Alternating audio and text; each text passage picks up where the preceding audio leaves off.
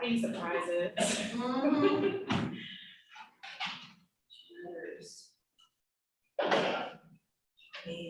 Ace of Drive.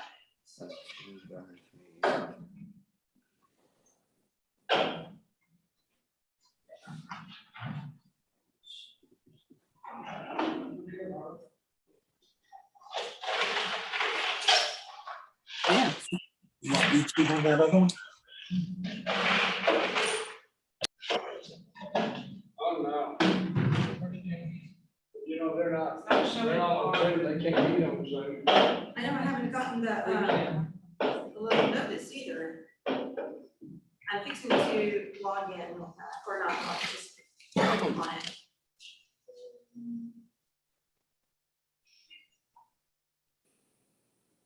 No. Jesus. Oh, no, it's on there. Okay, did it show our video too? Yep, it shows the, it is live.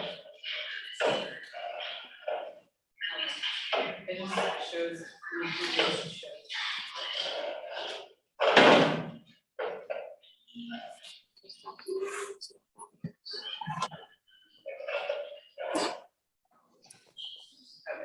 Actually, It pretty just good. showed a black.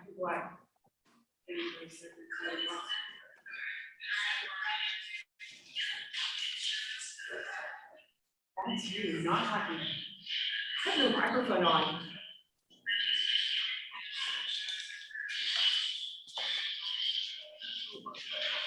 Oh, Liz. It is capturing like all the background noise.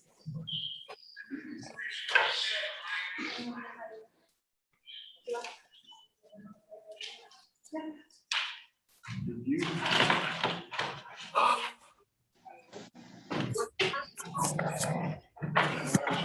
Kids, grandkids, I couldn't take it all home. That way I tell them I'm cooking dinner.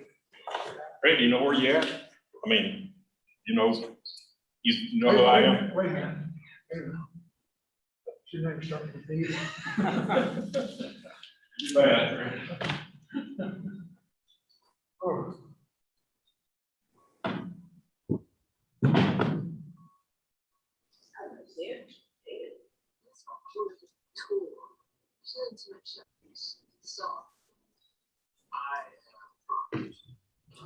Sounds like someone's been bitten by the bug.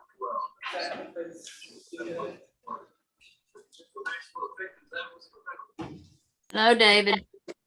Yes, ma'am. How are you doing? I'm great. How are y'all? Good, Hey, thank David. you. Hello, hello. Hello, my friend. Hi, Dolores. I miss you. I'll miss you too. I'll see you next Tuesday. Okay. How y'all? How y'all doing?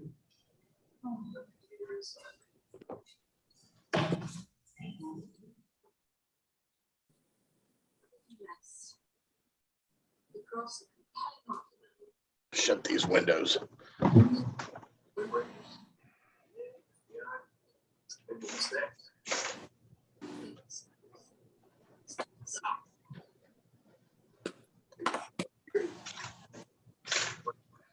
It cannot be still the same.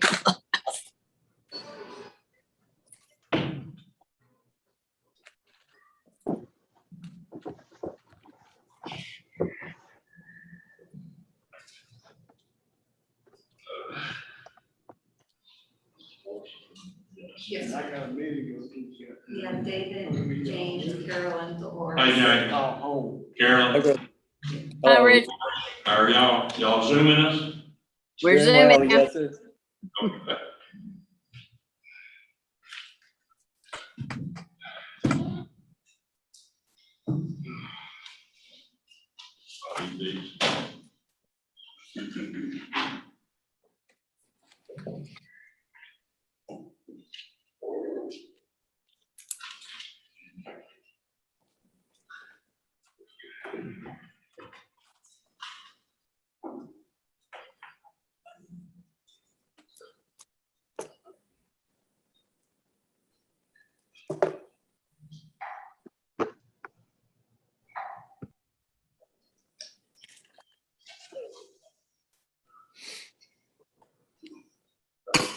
double truck. I asked if Fred knew where he was at. Double truck. Right? Double, yeah. We ready to start. Oh, that was, Yeah. there's something we must have shown it to. We got the roll, we get going. Oh, okay. Well, this is.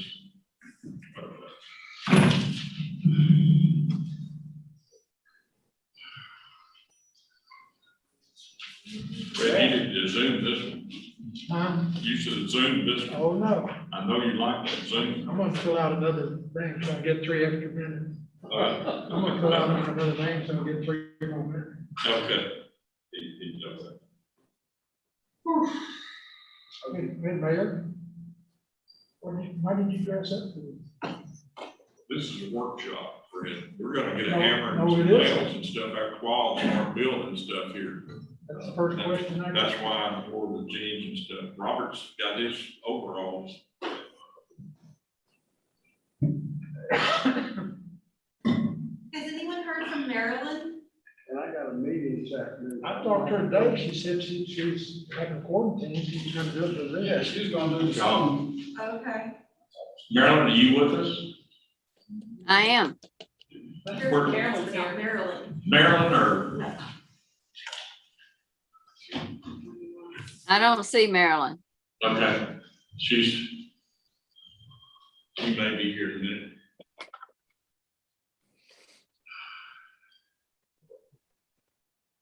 Ready? Ready? Everyone please stand. I'm gonna ask Robert to lead us in prayer.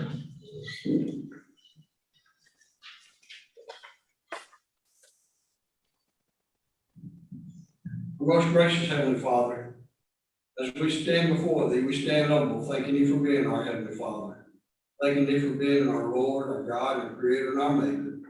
And Heavenly Father, we're thankful that we're able to come together as the leaders of this city and conduct business for this city. And we pray and ask Thee to help us always direct our minds to do things according to Your divine will. We pray, Heavenly Father, for our city, and we pray for our city leaders. And we thank Thee, Heavenly Father, for them giving their time and sparing time that, in this busy time, that they come together and do this so we can conduct this. And we're thankful that we're able to come together without fear from the outside world. We're thankful for the love that You have for us, and especially love of Your divine Son and His willingness to give Himself for us, so we'd have forgiveness for our sins. And Heavenly Father, we ask Thee, as we go through this meeting, guide, guard, as I see fit. This is the way we pray that in Christ's holy name. Amen. Y'all join me in saying the pledge of the United States. I pledge allegiance to the flag of the United States of America, to the republic for which it stands, one nation, under God, indivisible, with liberty and justice for all. Now the Texas flag. On the Texas flag, pledge allegiance to Texas, one state, under God, one One and invisible.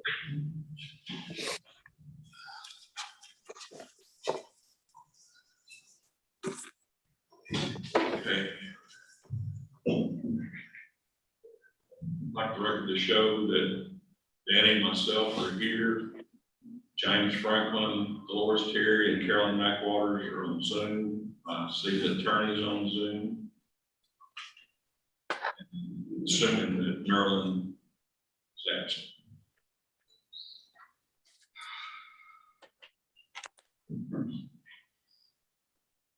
Okay, item 1 on the agenda is public comments. Any person with city-related business may speak to the council at this time. Fred, you want to step up to it?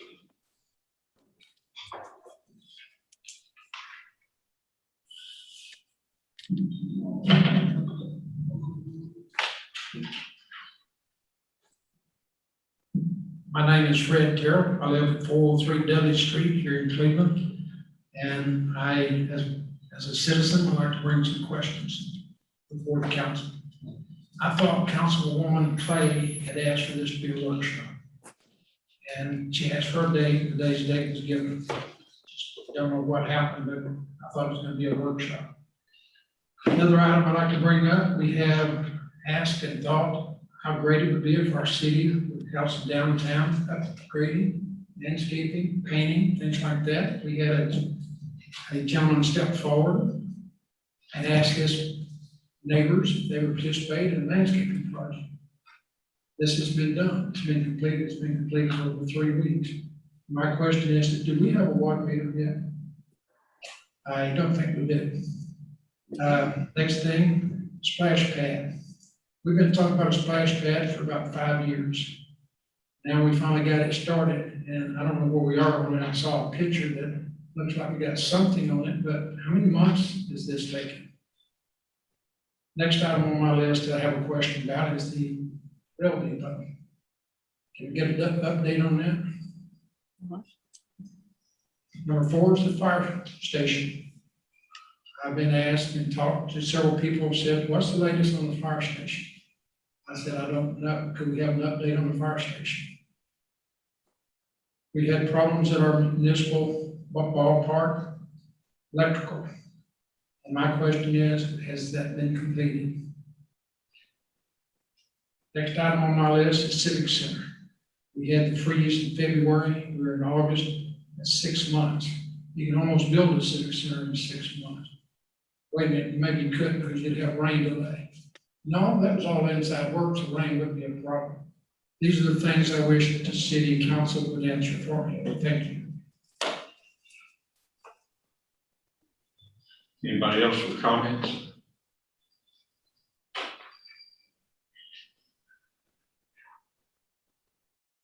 Item 2 is reports and comments from the city council, mayor, or city staff regarding matters appearing on the agenda.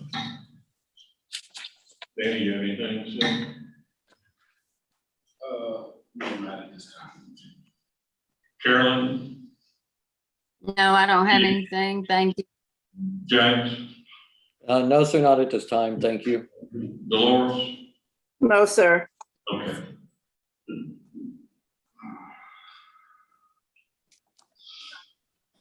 Mr. City Manager? I don't have anything at this time. I probably would best to answer the majority of the questions in the workshop, as we have several of those items in the workshop itself.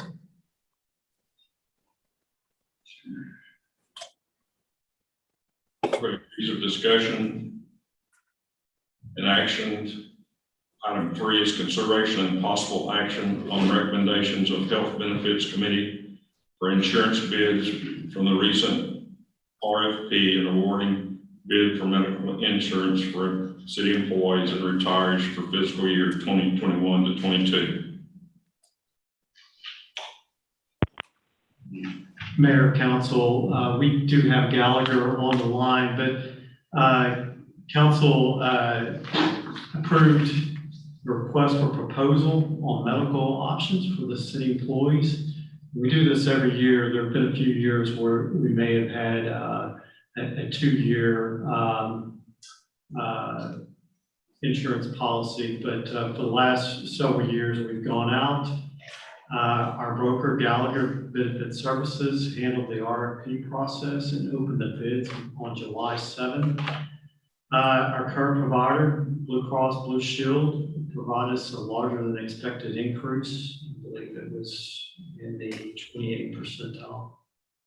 But the committee met on the 22nd, and we were able to get a proposal at 5.5% increase with Cigna, which is pretty much in line with the increases that we see in the marketplace.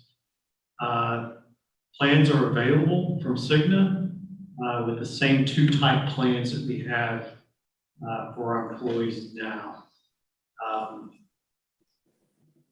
One of them is a PPO plan, and it's considered the buyout plan. And then also the other plan is still a PPO, but it's a base plan. And the 2-tier structure has worked out really well. This is the first year that we've done that. So if we go with Cigna, we'll have a similar plan. The committee also recommends that we stay with MetLife for dental, vision. And we had a rate pass for the year. Committee also recommends staying with Dearborn Life, Blue Cross Life. That's accidental death and dismemberment and LTD, as we have a rate guarantee. There is a rate increase to all funds. It's something that we can handle. It is not in the proposed budget, but we plan to support that 5.5% increase. At the time that we did the proposed budget, we didn't know what the increase was. Carolyn, you know, in Dolores, we met with Angela and Bobby, we would either pay, $180,000 more or go with this other company. We're gonna keep the same basic plan that we have now. We're gonna pay 50,000 more. It was below 50,000. Right. That was for the general fund. But it keep the employees, the same rate they are right now, except be with, what is it called? Cigna. Cigna. Cigna, okay. Any questions or concerns? What type of deductibles?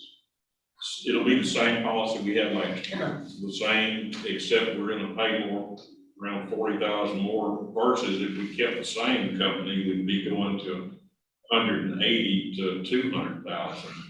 I will say it's very similar. There are a few minor changes, and I don't know if Gallagher wanted to go in that detail, but basically on that plan, you'll see the font that's in red that has the changes, and the green that actually is better than what the services that we have existing in our existing policy.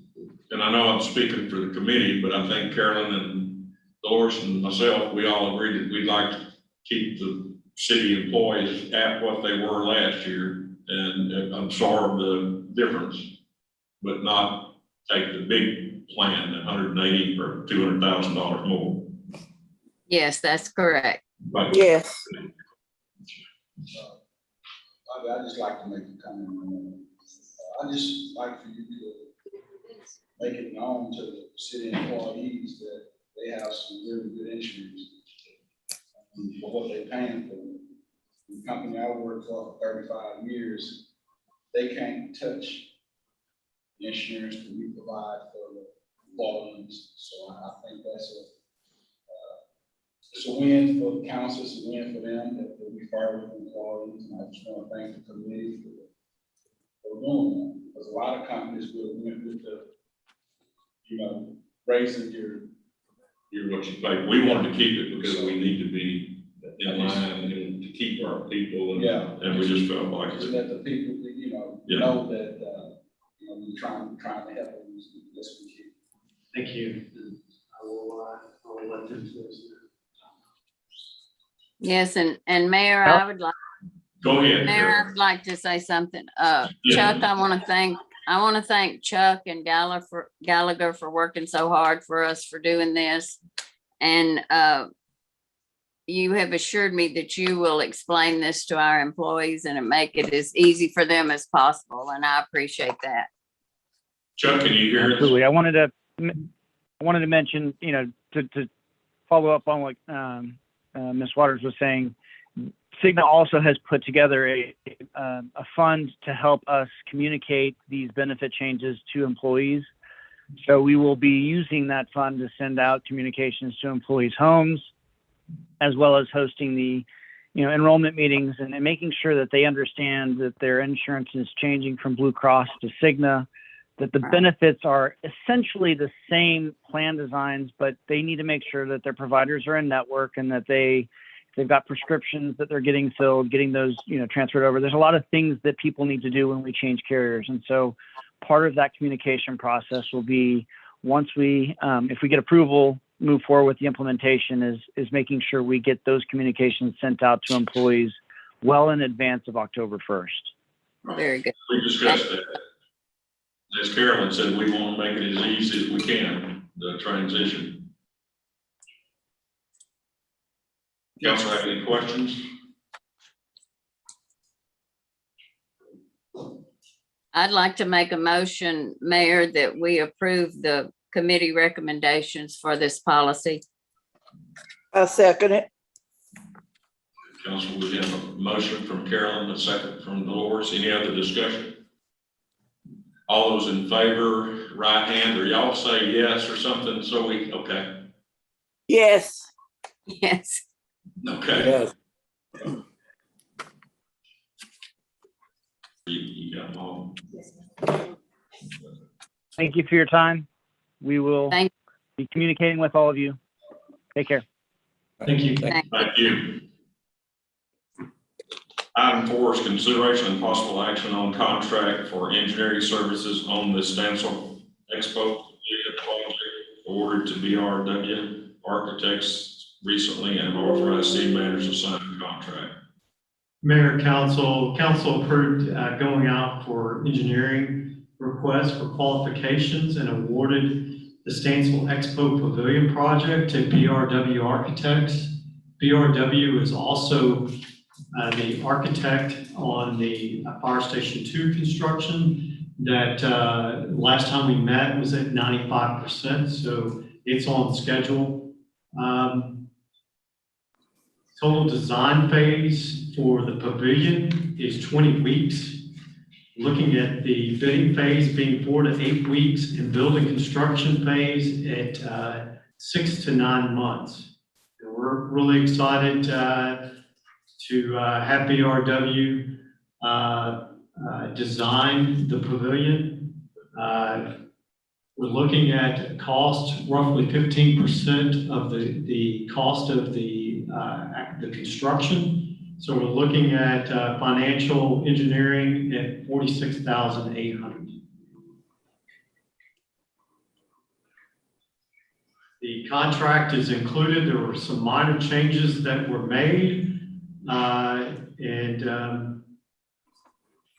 We ask that we approve the contract and authorize the city manager to sign. Got a question. Can I Bobby on this? It says the design phase will be 20 weeks, bidding phase 4 to 8 weeks, building construction phase 6 to 9 months. Okay, now, are these estimates on time, is that accurate? Because in the past, we signed these contracts, and just like on the splash pad and some of the other deals, once we sign the contract, we'll look up, instead of 6 to 9 months, it's double. Yes, sir. So is there anything legal that we can do that give them an incentive to get this done in 6 to 9 months and hold their feet to the fire? That's something that we can look at during the construction phase. I don't see a problem with the architect meeting that goal because they have met their time schedule on the fire department engineering. And I see that they will do the same on this project. When it comes to construction, yes, we can build something in the contract that allows for us to make sure that it's timely. Bobby, can I address that with Danny's question real fast? Go ahead, Dave. So essentially what we've got here is the engineering contract, so the design of the facility. When it comes to whether or not they timely construct it, that'll be a relationship with the contractor after we receive bids. So we will absolutely build in check marks, checkpoints into that, as well as a completion date, and there will be consequences if they don't complete it timely. Them being the contractor, not the architects. Whoever gets the contract will have that. Yes, sir. Any other discussion? Sounds good. Okay. Mayor, I'd like to make a motion that we approve the contract and authorize the city manager to sign it on our Second. fire station. I'm sorry, Carolyn. James, did you second it or? Yes, sir. Okay. We have a motion from Carolyn and a second from James. Any other discussion? All those in favor, right hand. Aye. Thank you. Item 5 is consideration and possible action on ordinance amending chapter 54-121 of the Code of Ordinances, readopting the International Fire Code 2015 edition. Mayor, council, legal asked for us to fix one of our ordinances that was passed in 2015 that affects Earth Energy project. And this is basically on the fire code itself. Sean Anderson, also our fire chief, is our fire marshal. He may address any questions that you may have. We'll tell you that we have been following the code, but this is just a housekeeping matter, and we want to formally pass these ordinances. Sean, what are we doing with Earth Energy? Anything? I mean, They've applied for their updated. you're wrong. I'm sorry, Sean. It's all right. Earth Energy has applied for their new TCEQ paperwork with the state, for their environmental. And we're just trying to make sure that we have all of our stuff in line with them, for updating their fire protection and safety issues and stuff like that. So we're just making sure we're getting everything taken care of. Sean, to me, looking at that, it just looks like a mess. Yes, It's just one big mess. right. They have a number of issues they have to get taken care of to be able to pass their TCEQ safety evaluation. So And that's a state, right? that's a state environmental agency, yes.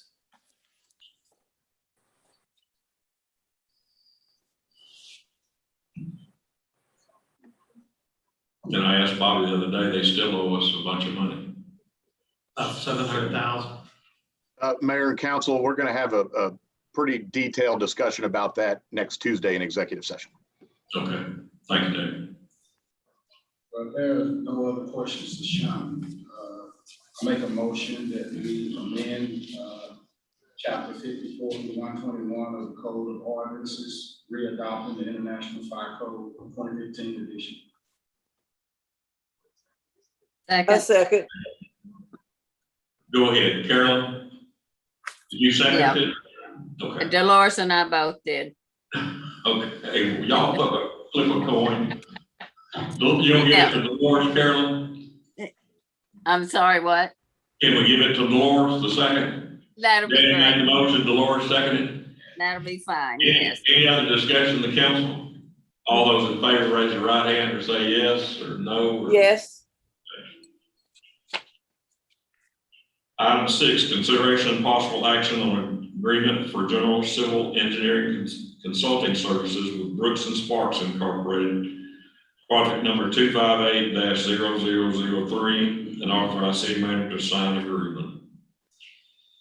Mayor, council, we previously had HR Green handling our general consulting service needs. Staff is asking us to have Brooks and Sparks, who is also handling our rehab on our elevated water tanks, major project for us as we begin the process with rehabbing those towers.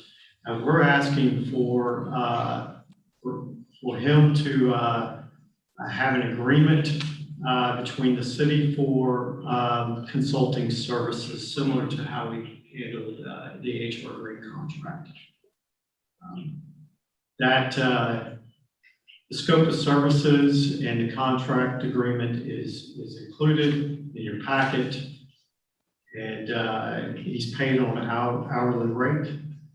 I have worked with Brooks and Sparks in the past, and feel like he's more than fair when it comes to prices and in helping us with our project.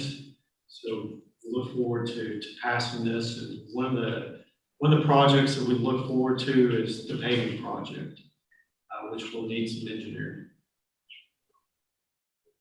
Danny and James, Carolyn, Dolores, and myself, we met Mr. Spark, Frank, last Tuesday. Right, I'm pretty impressed with the guy. I am too. I think we can get what we need to get done in a pretty timely manner with him. If you're gonna do a good job for it. I think so. I I think he will, Danny, and we don't need a lot of engineering, but we just need for him to sign off on a few things, but we need to get that paving project, that works and going. Okay, well, I'm making the motion that we consider the engineer consultant services for Brooks and Sparks Incorporated Project 258-0003 and authorize the city manager to sign approval. Second. James, you made second. Yes, sir. Have a motion from Dan Lee, a second from James Franklin. Any other discussion? All those in favor, raise your right hand, or yes, or, Yes. okay. Item 7, consideration of possible action calling for a joint public hearing with the City Council and Zoning Commission for August the 31st, 2021, or otherwise noted date on a proposal to amend the city comprehensive zoning ordinance and map for proposed zone change request from public to mixed use, or as otherwise noted. Mayor, Council, this is an issue, honestly, the map, there's an area of the map that didn't include a residential area, got included as part of parks and public area, which is a non-zoned area. There's a couple of residence homes that are located in that area. We have a gentleman that is trying to get a mobile home built or placed in that location. We're asking for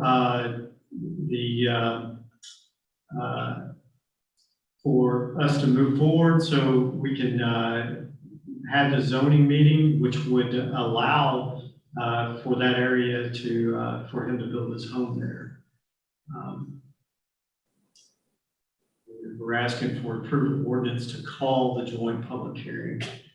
So a lot of it's just a matter of correcting the map and allowing for those residential homes to be in a zoned area. Bobby, and council, if y'all recall, we already did this. We just didn't have a quorum. Right. So we're just trying to get the ball moving again. That's all. Okay, is everything discussed? I'd like to make a motion for calling the public joint hearing with the City Council Zoning Commission for August the 31st, 2021, or as noted, on the proposed amendment to the City Comprehensive Zone Ordinance and the map for proposed zone change request for the public to mixed use, otherwise noted. Thank you, James. Yes, sir. Second. Doris, you seconded? Yes, sir. Okay.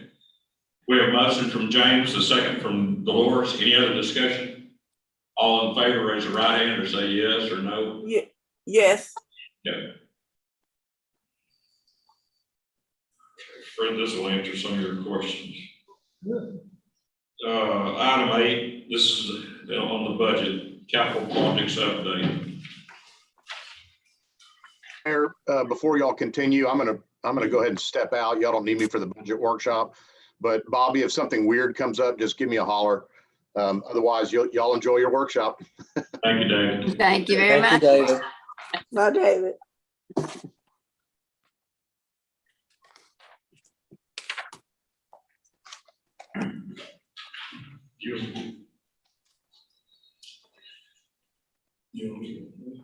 Sure. So then it's gonna give our capital improvements project. Mr. Mayor, may I ask you a question? Back on that item about Earth Energy, Which one, Fred? back on item number 5, Earth Energy. You know, EDC has got a property out that Earth Energy has purchased. Are we gonna be able, because they owe us money, are we gonna be able to protect ourselves, keep them from storing those tires out there? I wanted to do that earlier with David. From what David told me. We've called TCQ. yeah, and filed a complaint. Now, Fred, where that goes, Well, answer this question. I've heard that they've already got some tires out there. Is that true or false? Bobby said there was some put out there that Years chipped ago. up years ago. Not recently. Now, I don't know that, Fred. Okay. Daryl, do you know? I heard that too. I don't know the location. Okay. Whether, you know, That the county is aware of the possibility of moving to that location, so we've made all parties aware of the situation that's occurring. And we don't intend for that to happen, Fred. I mean, that's happened out there, and that's gonna be a mess if we're gonna haunt us for a while, I'm sure. Those tires are piled up as tall as a two-story building. Oh, yeah, it's a god, and we, you know, we went through this, what, 4 or 5 years ago, and why we let it happen again, I'll never know, but. I don't either. It's not really a city matter, you know, James, because they're outside, but they're in our extraterritorial jurisdiction. Right. Both locations are outside the city. Yeah, we just got a big issue there, yeah. We'll let TCEQ handle it. Perfect. Savannah, James, can y'all see Savannah or Yes, I can. Carolyn, Delora? No, I've got, yes, I can. Yes, I can. Okay. I don't. Savannah, raise your hand. Mine just has Cleveland, Texas Capital Improvement Project. That's what my screen says. Okay, that's what we're looking at.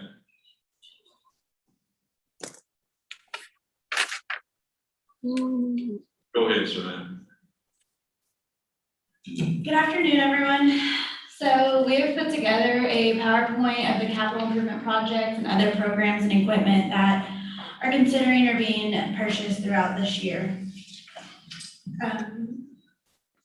So this is just a breakdown of all the different categories that we will be showing you today. Altogether, we're looking at about 21 million, but we'll go over each one of them. Not all that's in 1 year, it's over a 6-year period. Quite a bit is in this year.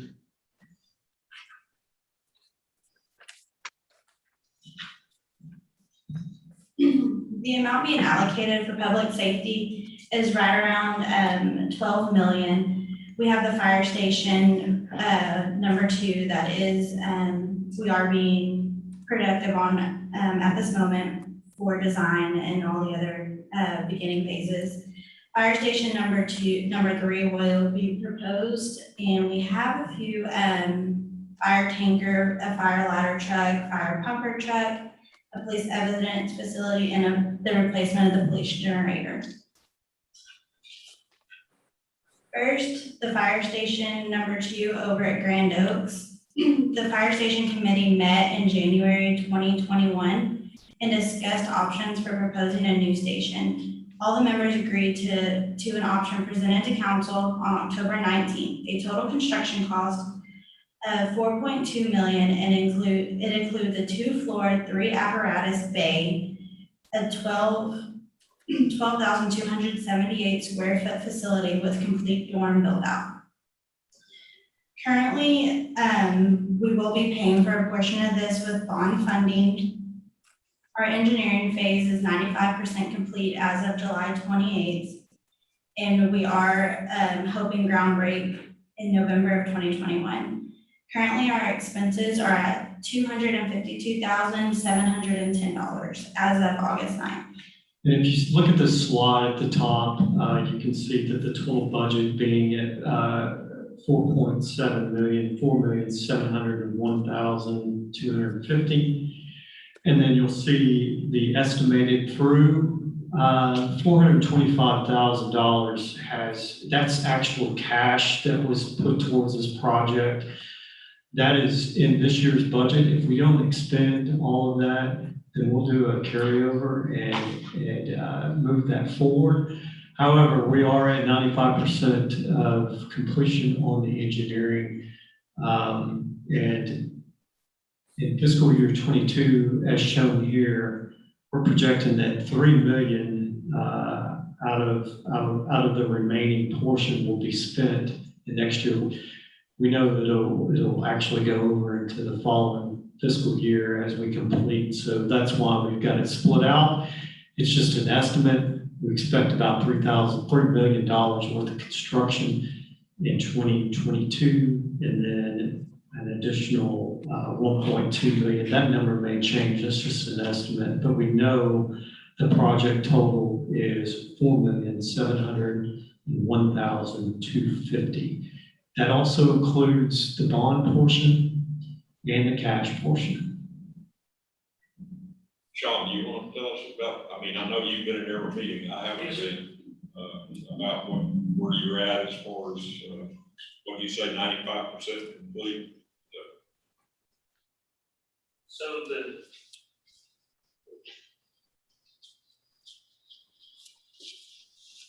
there's not much more to elaborate. The fact that we're at the 95% is with the engineering, the architecture, the building, everything. We've already gone through everything, including like paint colors and the whole 9 yards. So we're really close to getting everything finished. Probably next couple of council meetings here shortly. Next couple of months, we'll actually be going out for bids for the contractors and stuff like that. So they've been worked very hard. BRW's worked very hard on making sure they stick with the schedule that we have, that we set forth to begin with, to keep the project moving, even with stuff with COVID and everything like that. They've been here for all the meetings and everything like that. So, and I did want to say the project that we're doing with Stencil Park, with BRW, the personnel that are working on the fire station, it's going to be the same office through BRW that's doing that project. They've already assigned those personnel that are familiar with Cleveland and the way Cleveland's doing the projects and stuff to do that project as well, to help make it as streamlined as possible so that that project moves through time in a timely fashion as was requested. I know that I've been very happy with the design of the fire station. I believe that the firefighters feel the same way. It's been a great experience. So we hope that the pavilion is as successful through that process as this has been. Right.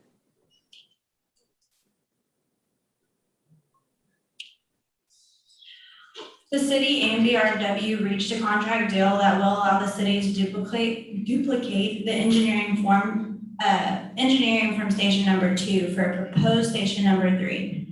This would ideally be located near Fostoria. A total construction cost is estimated with an increased factor of 10%, with reductions in engineering costs.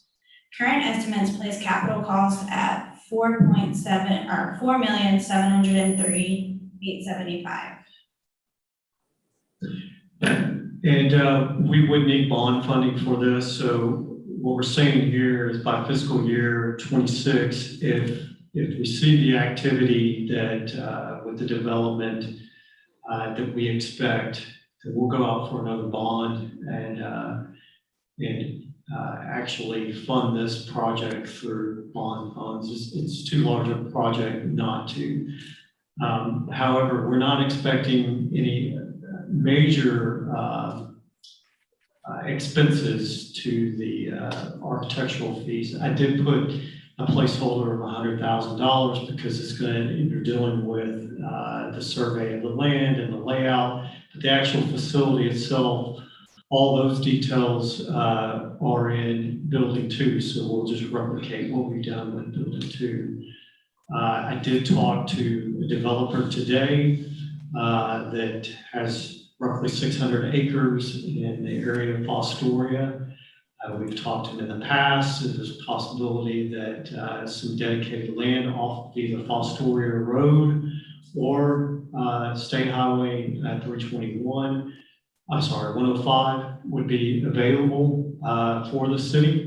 So we may even get dedicated land for this Station 3.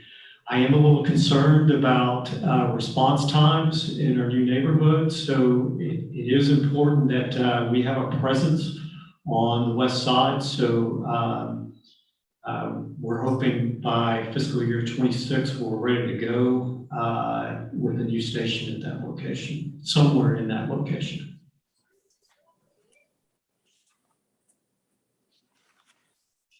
The city has ordered a 2,000-gallon fire tanker early in the fiscal year.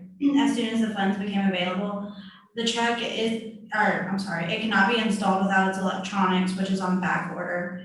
Delivery will be approximately 360 calendar days, estimating delivery by December. Fire tanker replacement is actually budgeted at $300,000.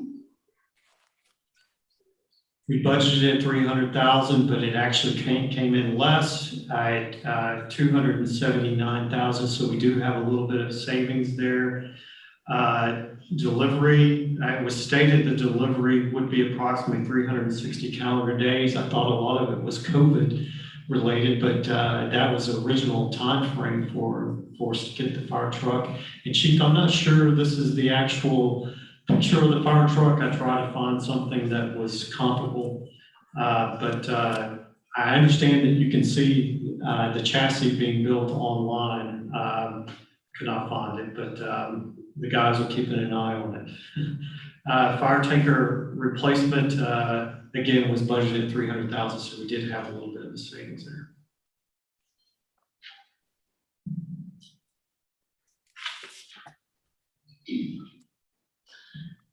The fire ladder truck is required to replace the existing ladder in order to maintain our ISO rating. A new ladder as well as maintaining an existing ladder as a reserve will assist in coordinating adequate service with the continued growth of rooftops and projected increase in service calls.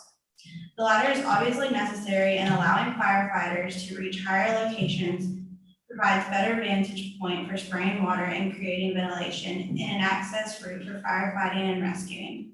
This equipment is to be purchased after construction of the new fire station and has commenced.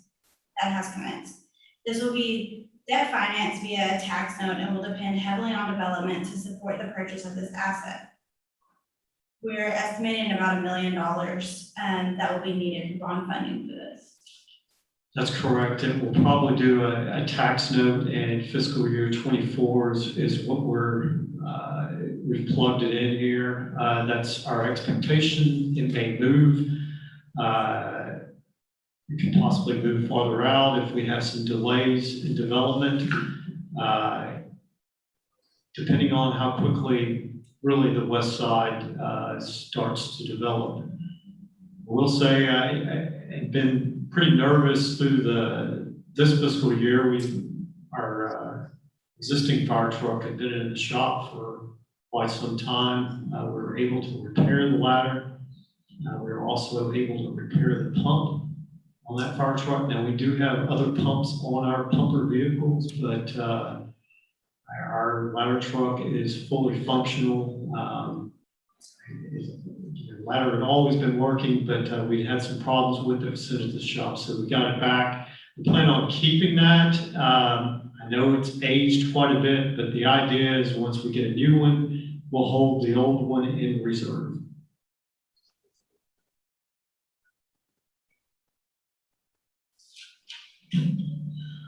The most valuable rig in the fire service today is the pumper rescue. Its popularity has steadily increased during the past few decades as fire apparatus manufacturers have embraced the concept with innovative designs for versatility and emergency response. Aging pumpers will remain in the fleet to assist in coordinating adequate service with the continued growth of rooftops and projected increase in service costs. This will be debt financed via a tax note as well and will depend heavily on the development so to support the purchase of this asset. And this is we're expecting this to be around 760,000. That's correct.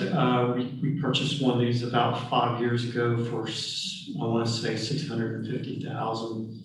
Of course, the cost continues to escalate, so we have built in a factor, a cost increase factor into that. It may be that we do a tax note and we buy both the ladder truck and pumper at the same time, but I've got it actually structured out 1 year later.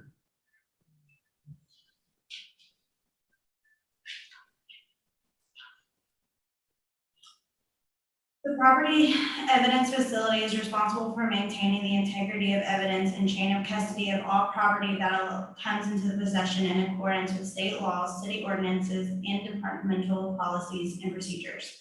The city is currently in need of a proper hardened structure facility to store police evidence prior to criminal trials. This originally was thought as an auxiliary facility, and we did receive a quote from a local vendor that can build a storage facility for $110,000, but may not meet ideal needs. Staff has also received correspondence from Randall Scott stating that $100,000 total budget was unrealistic for the construction of the evidence room. We are waiting for revised estimates from Randall Scott. I just recently received a response back from Randall Scott, and we're still negotiating the price. I know that we need a hardened structure. I think when we originally went out, we were looking at a metal building. And obviously, when we have something this sensitive, we do need a hardened structure. But I feel confident that we can build a facility at a much lower cost than the estimates that we've been getting from Randall Scott. So we're still working on that deal. We will push to find a solution for us to move forward with a design of a structure that is comparable to what our needs are. Well, he knows we're not gonna spend $1 million on it. Yeah, his original price was way up there, so. Who is Randall Scott? It's an engineering company that handles, that does property evidence for police buildings.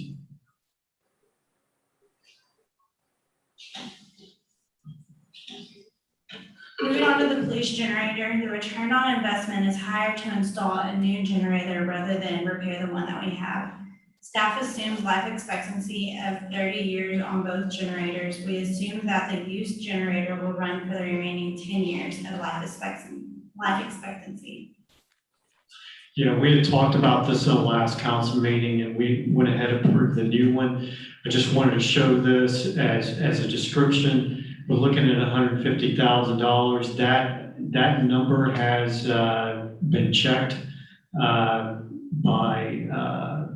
Strand and Associates, who just finished a generator project at water well number 4. They feel confident in that number, and that's turnkey, that's engineering and everything. I had to double check that number because I thought it was going to be much higher for a brand new one. This will run the entire police facility. We provided them our power bills for the police station in order for them to make the calculation. Moving on to public works and transportation, we have allocated around $3 million for this department.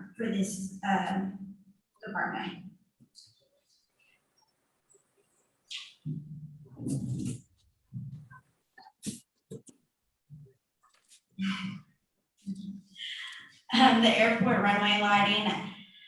Airport runway identifier and lights, runway lights. This is a $90,000 capital project that will share include conduit for new installation. The total design and construction project cost currently estimated to be $1,285,000, and our sponsor share, including construction and design, estimated to be $118,500. A separate grant, CARES or engineering design, covers 100% of estimated engineering design.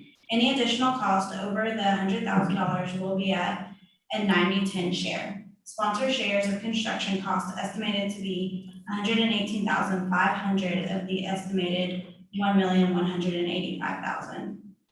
A second portion CARES grant will cover at least $30,000 of our share of construction costs. Let's start on. We had we had a pre-design conference on 5/7 and May 7th. And then we're supposed to hear something back. Design is due on September 10th. And then we'll go out for bids November 3rd on this project. They had planned on doing the actual construction in the wintertime. And we have gotten a little bit lucky on this as far as the funding because of the CARES grant. So it's a lot less than we thought we were going to have to put into the project. We have $90,000 that's budgeted. Currently, we haven't expensed all of that, and that will roll over to fiscal year 2022. And we'll build in another 8,500 to cover our cost, and total projected cost, our cost of our participation is at 98,500. And that's a pretty good deal when you're looking at $1 million lighting project. It does take forward the slab for hangers. Yes, sir. We have a slide on that as well. Okay.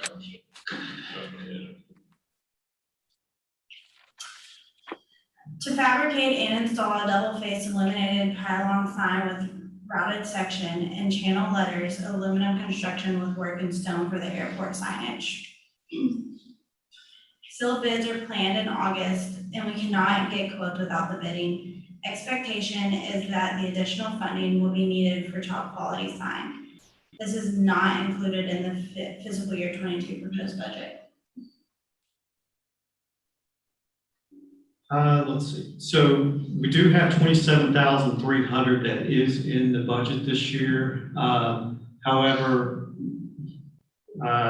in order to build the sign that we're showing here, and I want to give credit where credit's due. This is a rendition that was done by Humble Signs. It's one of the designs that they shared.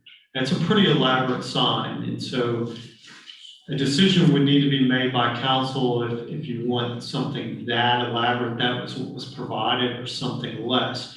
Another idea is to possibly have a electronic board message sign similar to what we have outside of City Hall that can provide additional information. We have the 27,300 that is available. This is one of the remaining outstanding, it may be the main outstanding item, supplemental item that we haven't tackled yet.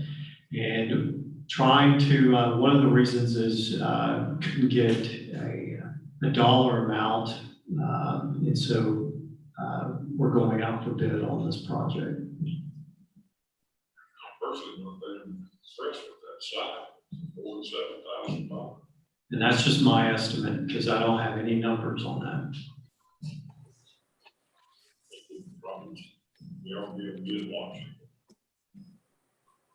Moving on to the airport hangars, I'm sorry, Mayor. That's a pretty elaborate song. Moving on to the airport hangars.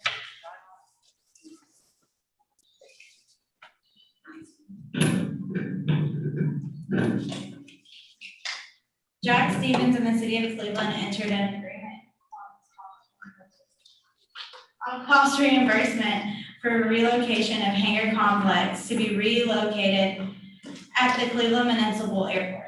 Return on investment is within sufficient time, 7 to 10 years, to cover reimbursement through collection of rental revenue.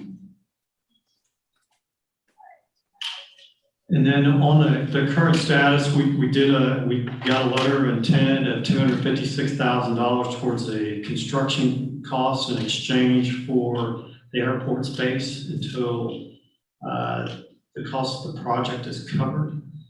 And then we have a signed agreement as of June 24th. And the foundation work is actually in progress. This is a picture of the foundation here.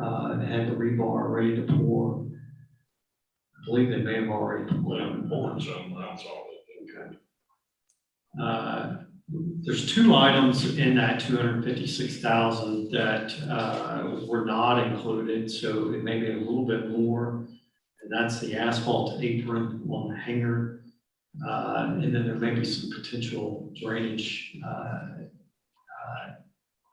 remediation that we may need to do, or drainage, not remediation, but drainage work on this project. So we may have some additional costs, but Mr. Stevens took all the risk. And this is going to be a fantastic facility for the city. And the rentals lease of those spaces will pay that back. And I put in a time frame of 7 to 10 years based on the calculations, close to 7. But with the apron and drainage, we could have the return on investment even at 10 years is fantastic.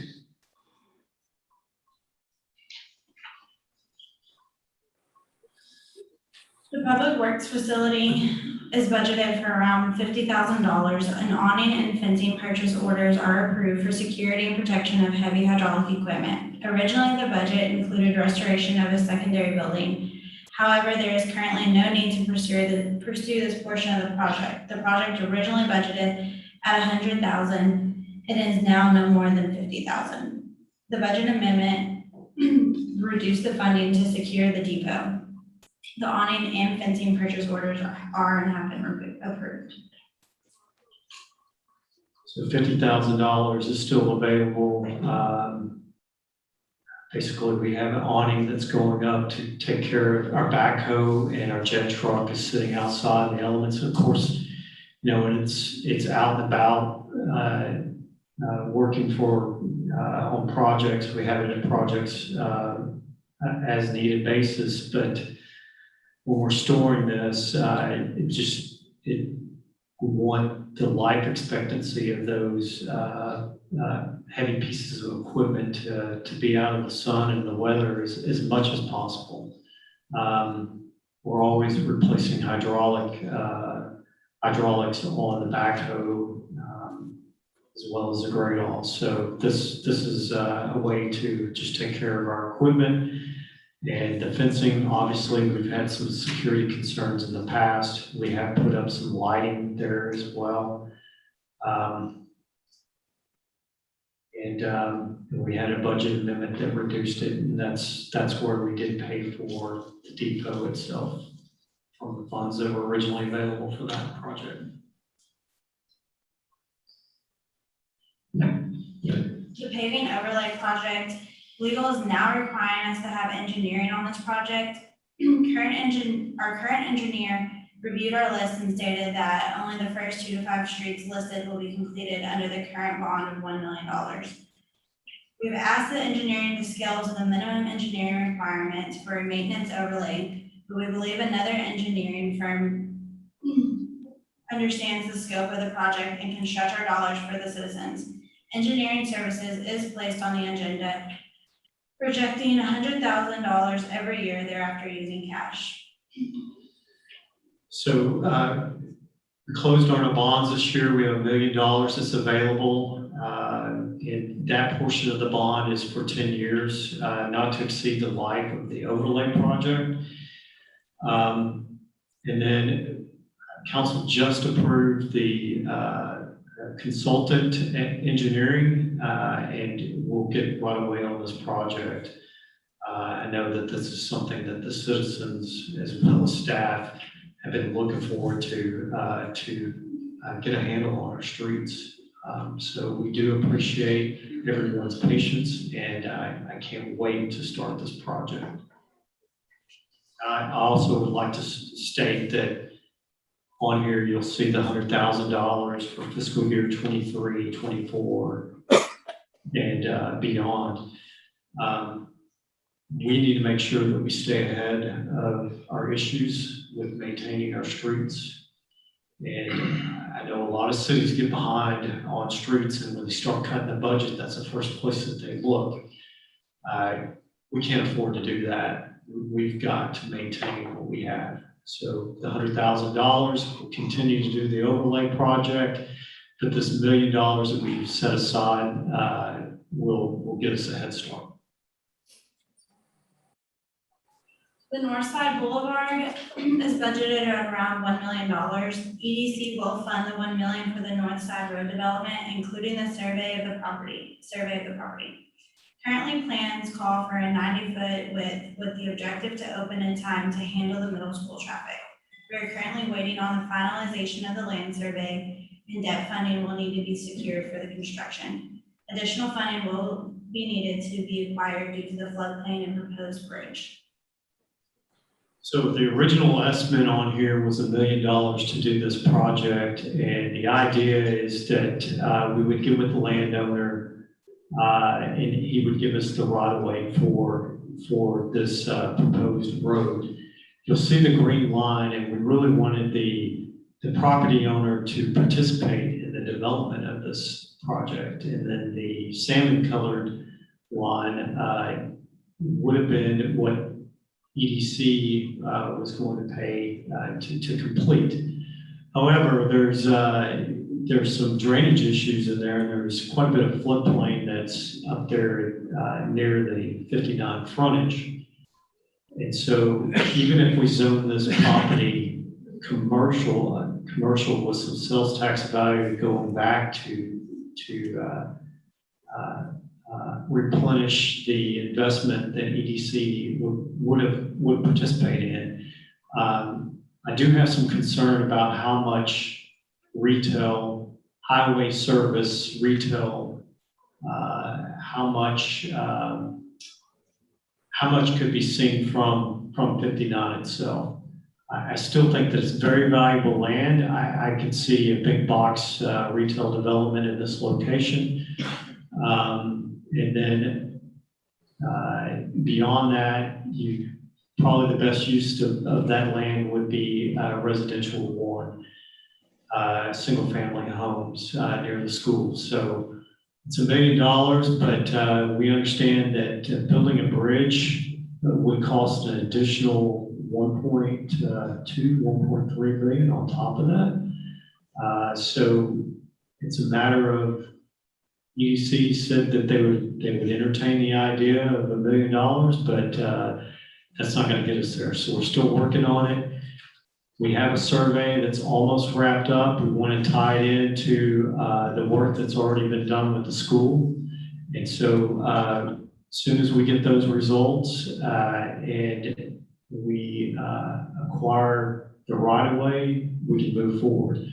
The idea is that we'd be ready for the opening of the middle school. So you can see that the funding at least has been plugged in for fiscal year 2023. Is this a workshop that I can ask a question? Is it? Mayor said yes. Okay. I know that we've already released the surveyor to do the survey for the right of way. But they were having problems getting schools engineered. Robert, has that been cleared yet? As of last week, the engineer hadn't got with the surveyor yet to get that, center line catch as of yet. See, that's a big thing to know what that, Right, you got it. then we have to put a bridge in, or can we put some big ass Well, culverts? I mean, you know. right now, Mayor, what we're trying to do is get the center line to where we can get the legal done, so we can get the landowner to donate the land. That needs to be established first, and then we decide what we gotta do about the road and the bridge. I think the center line and the 90-foot right of way, that's not a problem. When you come back down to 59, tying in TxDOT, Right. is where the issue is. And this surveyor is saying the engineer for the school has got to give him something. Well, and TxDOT's gonna mean a lot to what we have to spend, just period, on that, the project. Right, so my question is, the whole thing of my question is this school engineer? Tom Rutledge. Is Tom Rutledge communicating with anybody? He has been communicating with us. I was made aware of it about a week ago. So it's just a matter of us. We have not had a meeting as of late. And so I will get with TMP and make sure that the surveyor and TMP has everything that they need.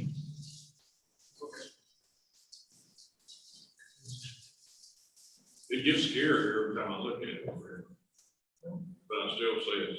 Have we gotten anybody saying that we're gonna create jobs? See, that's one of the issues that EDC can participate or not. I understand.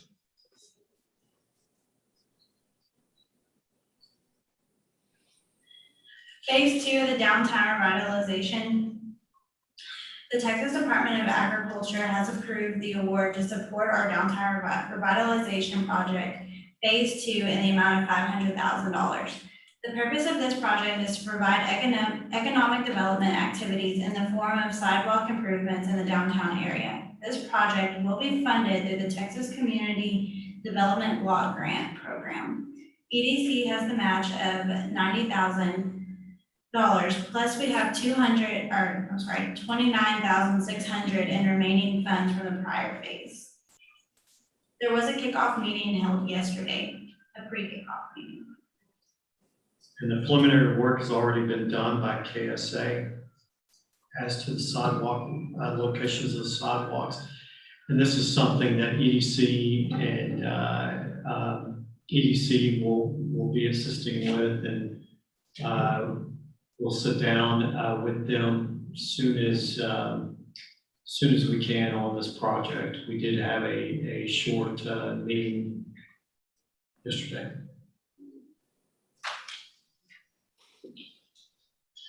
This basically is an EDC project, right? It's actually, it's a Of the city. grant, of the grant, we had to pay her $90,000. So we're involved in this, right? Correct. You had a meeting yesterday? Did you just say that? You had a meeting? We had a phone conference yesterday. Oh, okay. I bet you said a meeting. A proposed pedestrian bike trail, the city will incorporate a community development block grant program to link the central business district with a pedestrian bike trail to improve safety and mobility. The distance is 0.5 miles from Stansel Park to the City Museum / Fire Station number 1. The purpose is to provide a safe crossing of the bayou that runs parallel with Peach and connect the city facilities, which is City Hall, Police Station, Civic Center, Senior Center, and Stansel Park, with the central business district tethering in the current sidewalk projects into a longer linear path. I've added this on here, and we're seeing this in other cities as far as having an alternate transportation plan. You know, we have a lot of folks that have disabilities, scooters. We have folks that are out on Houston Avenue. This would run parallel with Houston Avenue. Really, the link in this is getting a bridge across that bayou. This will actually connect into the back of the Civic Center and allow for a straight path all the way back to the Central Business District. I've added this in here, and it's just for discussion purposes only, but I think that this would be a good start for us to have a hike bike path that would go all the way across the city at some point. This is similar to other communities that we're seeing, not just Houston, but also other smaller communities as well. And the thought is that We're gonna start that one. it'll actually, one end will start right by the fire station, where phase 2 will end on the sidewalk project in the Central Business District. Not only are we doing the south part of Travis, we're also doing a portion of Booth. So we'll connect into there, carry it down some of our street right-of-ways there, and then it'll connect into the back of the Civic Center and where the proposed depot would be located all the way to Stansel Park. The main thing will be getting across this drainage ditch. Correct.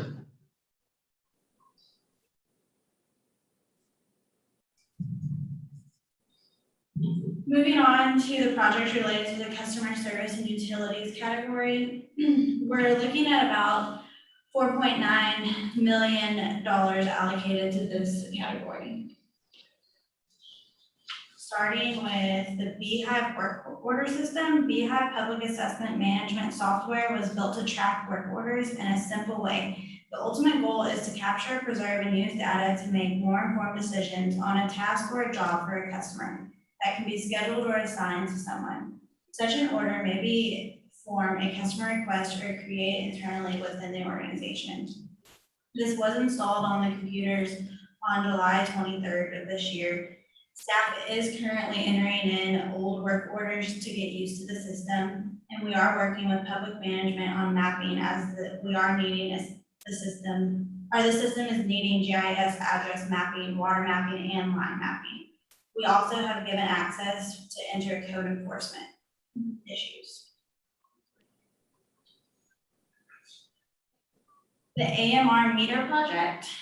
AMR is the technology of automatically collecting consumption, diagnostic, and status data from water meter or energy metering devices, gas or electric, and transferring that data to a central database for billing, troubleshooting, and analyzing. This technology mainly saves utility providers the expensive periodic trips to each physical location to read a meter.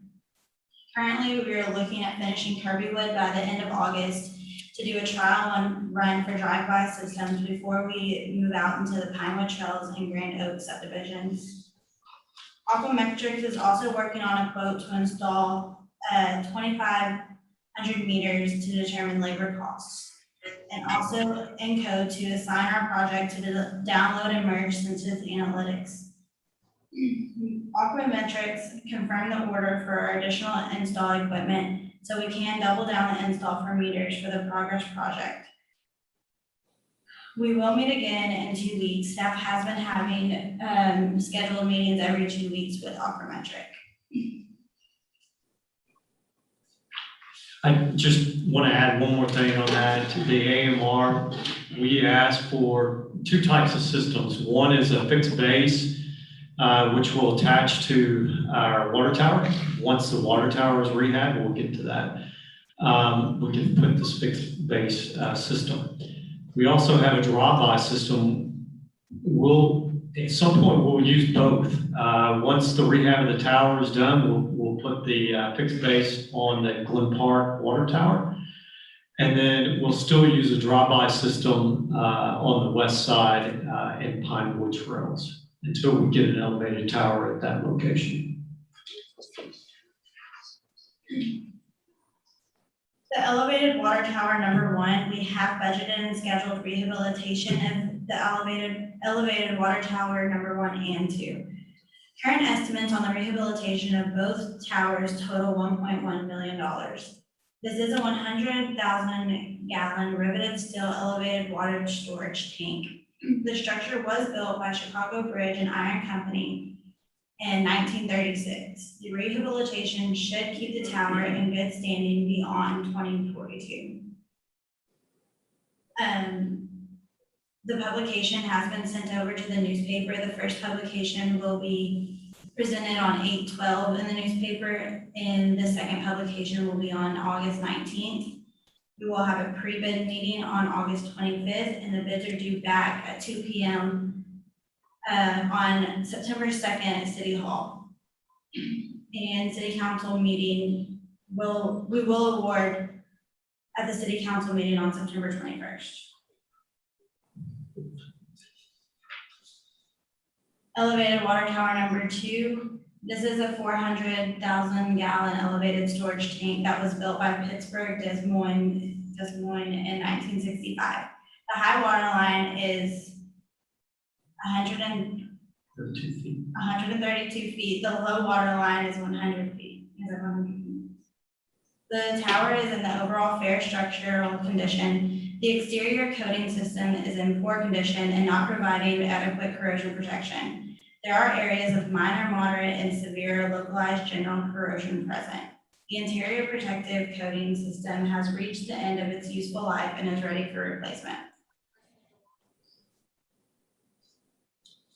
Current status, again, this is tank 1 and tank 2 is being done, is under the engineer Brooks and Sparks and Dunham Towers. So again, we're looking at awarding that bid on September 21st. So we're moving along with several projects here. Are you going inside the tanks? We already have, These two that you just showed? they already have. Remember when I asked the question 3 years ago about painting the outside? It came back with about $250,000 for each one. I did check it out, it's true, but I didn't know what all we're doing. They're rehabbing it inside out. Hopefully they'll be as good as the new one. I question whether we should spend money on the 36. I said I question whether we should spend the money on the 1936 old city hall, City Hall. but he says it's solid and will be as good as if you built a new one. The last figure, I can't read it this far away. What is the total amount? 350, okay. $350,000. Elevated water tower number 3, estimated at $3 million. Council approved an RFQ to obtain an engineering design services under the American Rescue Funds and awarded to Strand Engineering. Funding will be coming to the city via TDM for elevated water tower near the CISD school site. The timeline of the project is design phase 3 months, bidding related services 2 months, construction related services 10 months, and project closeout 1 month. The final time for performance listed in the contract shall be completed no later than November 30th, 2022. However, staff has requested that this date be changed to an earlier date of July 2022 to accommodate the school construction project.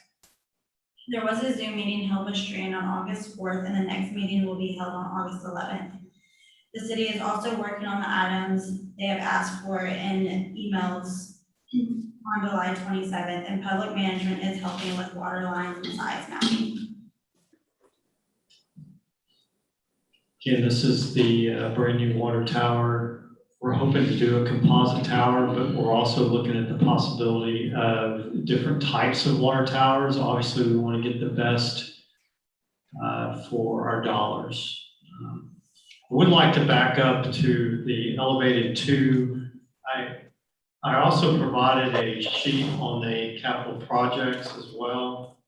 And that project on the elevated tank 2 is $610,000. What's on the slide got transposed incorrectly.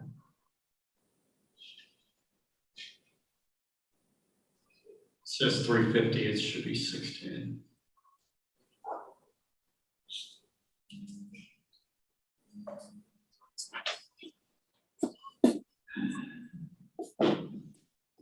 We're doing a lot of water towers. BNSF is proposing a development agreement on the utility infrastructure on their complex at Fostoria. We may want to commit to the expansion oversizing on the BNSF elevated water tower proposed number 4 to serve the west side, including the Cleveland West Industrial Park. EDC may want to discuss the opportunities on the water tower. The current status, BNSF is in the preliminary design on water and sewer facilities and infrastructure. Total assets of both water and wastewater facilities is estimated at $15 million is to be dedicated to the city of Cleveland. Cost for upsizing the proposed estimated number 4 is around $200,000, and this is unfunded at the time. So BNSF is going to build a water tower, and they're going to dedicate it to the city for our operations. And the thought is that this will be a little bit larger than the top hat that we have, our water tower number 1. This will be the only water tower that's going to be on the west side. So this may be a key opportunity for us to see if we can upsize that and have the additional capacity to handle water over on 105, especially over at we have the Cleveland West Industrial Site that's available that will also need water and water storage. And then it will allow for other developments. We know that we have a large residential neighborhood that's looking just south of that location that will want to participate. We'll ask for a cash participation, a payback, but that will allow for that project to get started as well. So I think it might be very beneficial if we can upsize that water tower. That's what you get, 200,000. Yeah, and I just plugged that number in there. It's in fiscal year 24. It may move up or down depending on activity. But we know that BNSF they're doing the grubbing right now, from what I understand, and they plan on actually putting infrastructure in sometime early next calendar year. They'll be doing the heavy lifting. Yes, sir. They will actually do the entire facility. All we may want to do is some kind of cash contribution to allow for the upsizing of the water facility. Because ultimately they're responsible. I mean, they're looking out for themselves. They're wanting to make sure that they can cover their needs. So they've been great to work with. They've allowed for a footprint for us to expand the future expansion of a water and wastewater treatment plant that would be more of a regional hub for the west side. I wouldn't want to get too far into the process on this water tower. If we know we can upsize it, it'd be beneficial.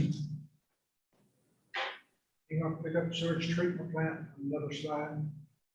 They're planning on a wastewater treatment plant on Whiskey Creek, which BNSF. that is correct. And then they plan on, it truly is a gift because they plan on turning it over to us for operation. Moving on to the projects that pertain to the community service category, we have a total budgeted of $1,234,231.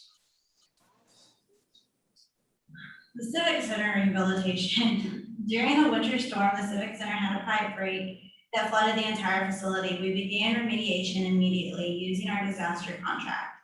Liberty County was declared for Cat B, emergency protective measures only. Valuable time was consumed by TML insurance as they delayed due to high volume of claim activity. The cost of the damages were reimbursed up to $272,031. Much of the claim was exhaustively questioned. We are now open for business and can be used for meetings. The kitchen is the focus with installing RFP panels, and there are some of the crew is down for COVID, but work continues to move forward. So we can hold limited events. The ballroom is available. The kitchen is work continues on that. I wish we could have sped this process up. We will receive insurance reimbursement for the revenue that was lost. Time that the Civic Center was down. Had a contract already available for us. At the time, we were literally pulling up carpet before everything thawed out. So we were moving on it. It's just a matter of working with the insurance company and working with the contractor. We've made a lot of progress here recently, and I have to thank the mayor and Councilman Clay for helping us push that process through. And we hope to have the kitchen done very soon.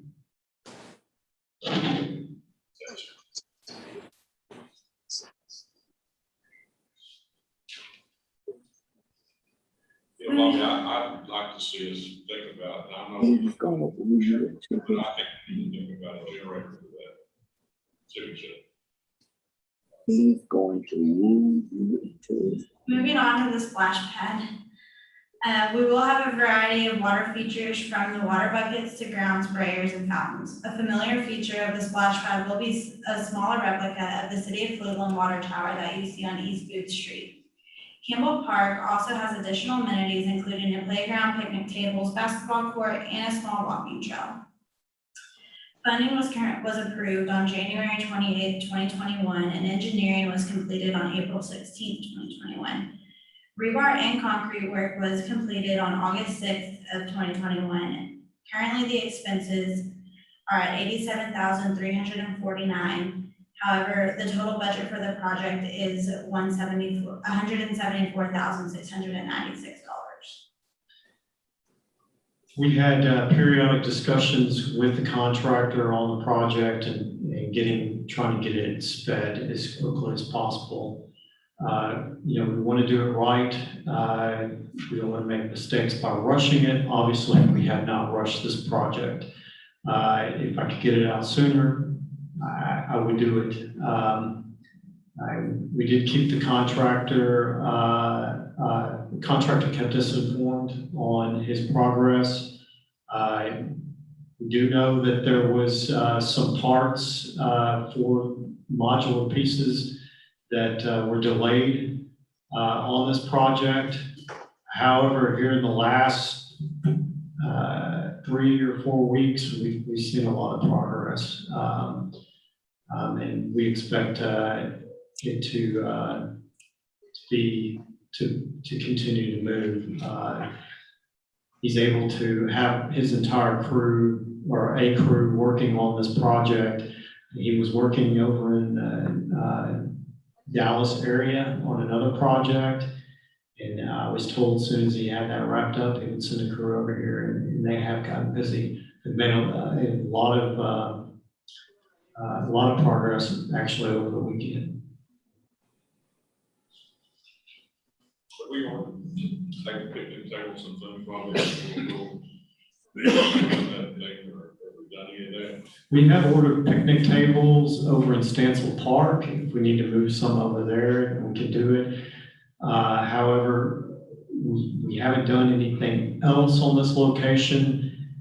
A lot of folks have asked why have it over here, but the plumbing was all there. We already have the overhead lights at that location. I thought it was, I think it makes it for an interesting concept that it's actually in the old swimming pool. So they're making a use of something that was no longer in use. You have the pavilion that's just to the west of that. So you have some shaded area. Did you say they put a roof on it? I know they painted it, but did they put a roof on it? We probably need to put a new roof on it. We have done some painting of the facilities, the restrooms, actual budgeting for the restroom facilities, and possibly the roof. We may need to look at that in the budget process.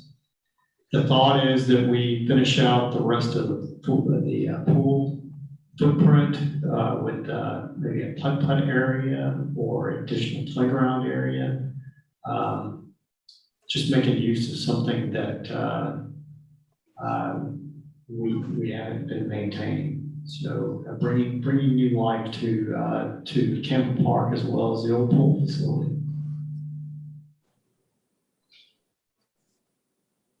The Stansel Park Pavilion is budgeted at $325,000.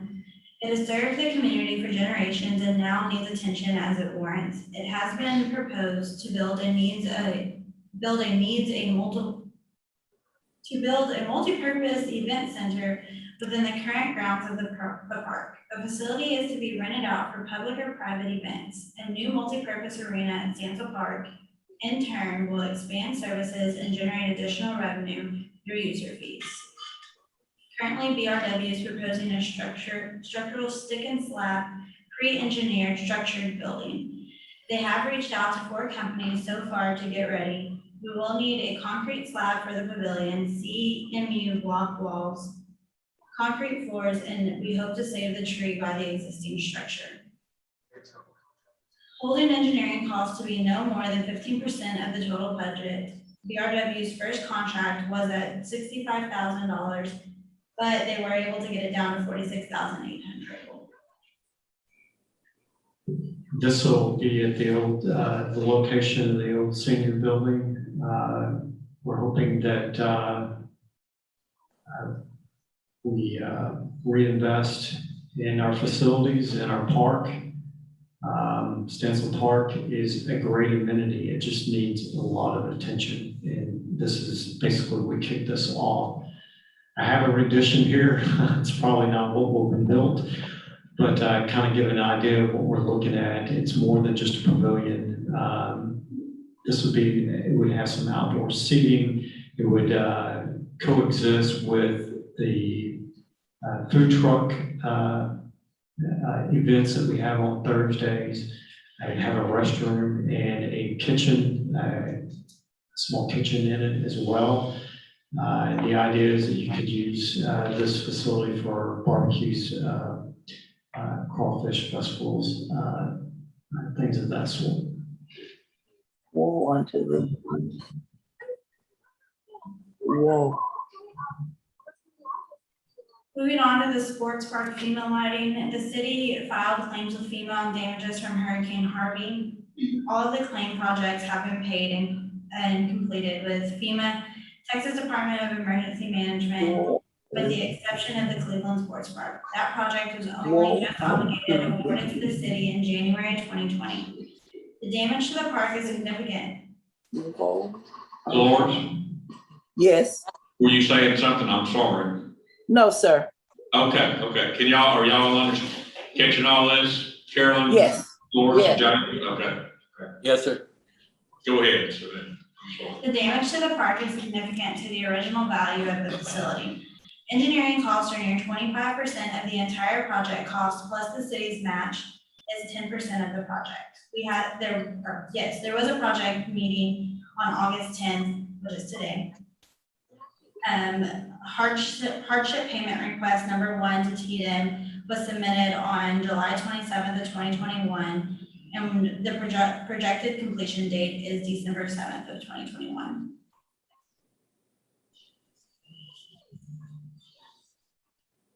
Moving over to the train depot, on February 5th, parties signed the depot purchase agreement. The relocation and preservation will be a major component in finalizing the project and is partially debt financed. We currently generated $15,000 annually on the log cabin. Therefore, if the depot were committed as a similar rental space, then our return on investment would be 10 years on a $150,000 cap, an acquisition, relocation, improvement costs.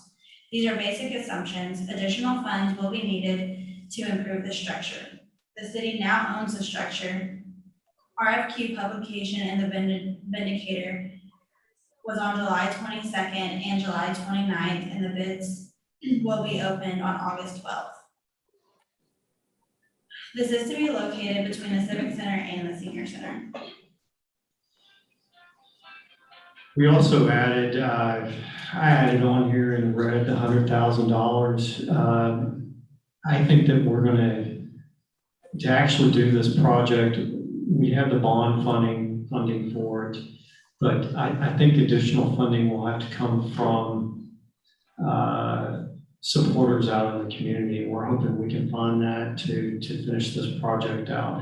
Hopefully we can get it done quicker than the final date of fiscal year 2024. We know that we can move the facility. I just know that there's going to be a lot of rehab work that's going to have to be done to the facility. So I just kind of have a marker out there of $100,000 for fiscal year 23 and 24. Again, we want to incorporate this as part of a hike and bike trail that will go alongside the facility, similar to a railroad track coming along the side of the building. And it would be a point of interest. It would be kind of a heritage park. On the other side, the thought is that you have a deck that would allow for outside seating, picnicking, basically an outside venue. You could also provide area for a bandstand. So we're desperately in need of this kind of amenity and preserving some of our historical value as well.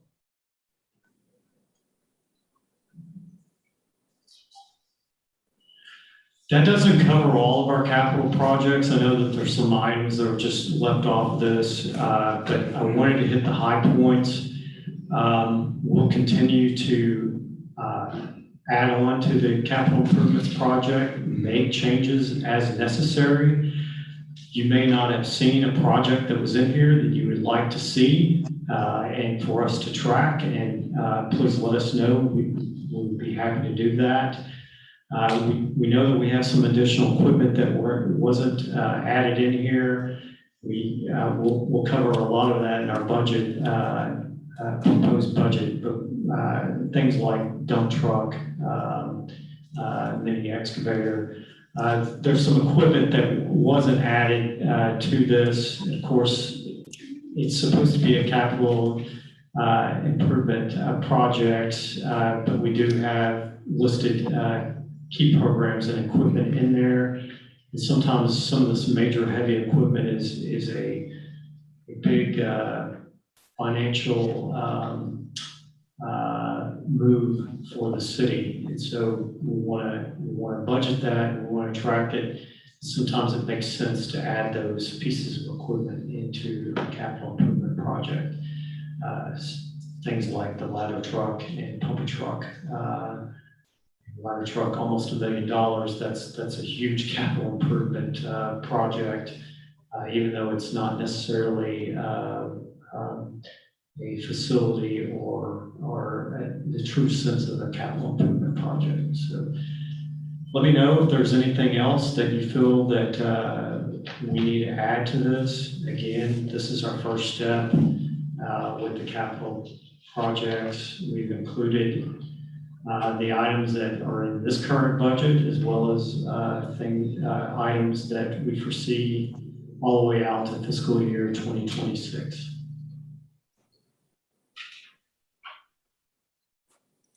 Good job. Fred, does that answer a lot of your questions? It created more questions. Yeah, It sorry. created more questions. Well, we're not here to hear all that, Fred, just trying to answer what you started earlier. All right, my question would be the depot. We talked about it for a couple of years, we bought it. And you're telling me that what we want to do with it, we're looking at maybe finishing 24? Fred, we have the funds available to save it, and you know there's a lot of priorities that are out there. We have the bond funding, and we're going to move it. You know, we also need a ladder truck, so there's a lot of figuring out what's the priority, and right now the priority on the depot is to make sure that we save it and we can relocate it. That's why I bring the question up. The building itself has got to have some work on it. There won't be available in 24.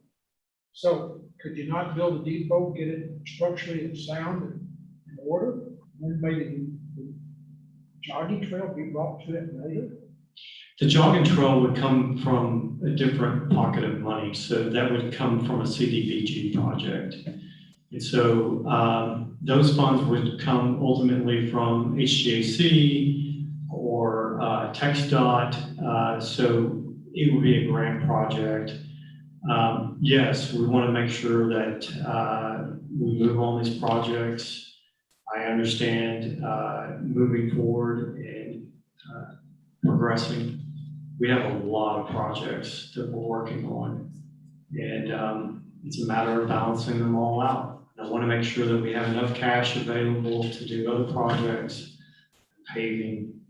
But yes, the depot project is really close to my heart. I like the historical significance of it, but I want to make sure that we take care of our potholes and we make sure that we have the fire coverage that we need. So it's a matter of just balancing all that out.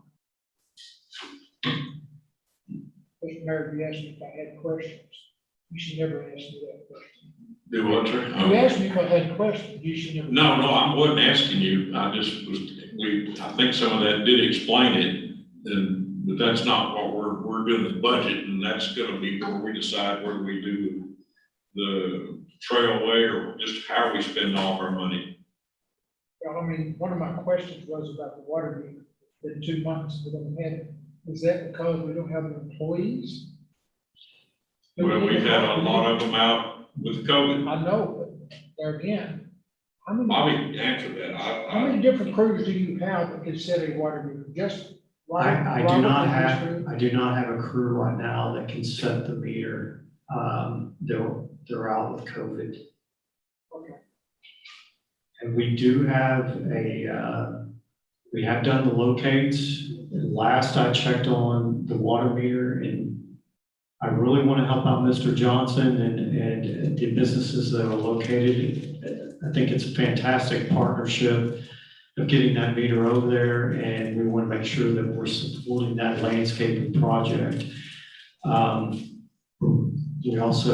We're trying to hang on to operations and get them done right now, and I'm really pushing the guys. And I honestly feel like I'm pushing them too hard. And so this was a project that was going to require us to break out a lot of concrete. And I do know that they have submitted a line locate for utilities. And that was my report that I got 24 hours ago. And honestly, I've been pretty buried in CIP and the proposed budget. So I also have several department directors that are out right now for similar reasons. And so it's just a matter of trying to get through the COVID right now. But we will take care of it. When we on council, we did approve that water meter. Yes. Yes, we did. Yeah. The landscaping is finished there that Tommy Johnson completed. The water issue, from my understanding, I believe each one of those businesses that has landscaping in front of it do pay a portion of, I don't know if you call it rental or what, in front of their building per square foot to Tommy for that landscaping. So it wasn't free landscaping for anybody. And as far as the water meter, I think council also approved to put the water meter in and pay for the water use. That is correct. Yes, yes. That is Yeah, we correct. did. Everything you said is correct. Mr. Correct. Reynolds and I have talked, and yes, Mr. Johnson himself went and talked to the other landowners, and they agreed to pay their share. I don't know how that was divvied up, where it was linked to the frontage of the street. I don't know how it was figured. Everybody participated. It wasn't free, but it's, here we go. We're talking about, we ask our people to do things, donate money to help us do the depot and other things. And yet here's a man who's done this, and yet we can't get a water meter. And Yeah, but it wasn't the Well, last you're two gonna months. get a water meter, Fred, but you gotta understand, we can't just pull that water meter out. I can't go do it. You can't go do it. When we get the employees back, we're gonna get it done. There's no doubt about it. It's gonna happen. I don't know what you want us to do though. My understanding is it's very difficult to get a tap. I thought like you in simple terms that we had some space in a meter box and we could just run a line off of it. They had to create a second tap or a new tap off of that. We will provide water at no cost because it is beautifying the city. And I'm really happy that Mr. Johnson has provided that landscaping. It looks really nice at that location.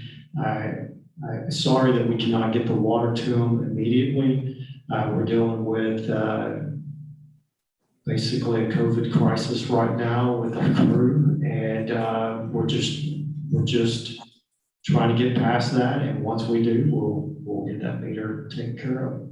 Fred, you might help me, but I thought there was a water or a sprinkler system on that right there at the tracks.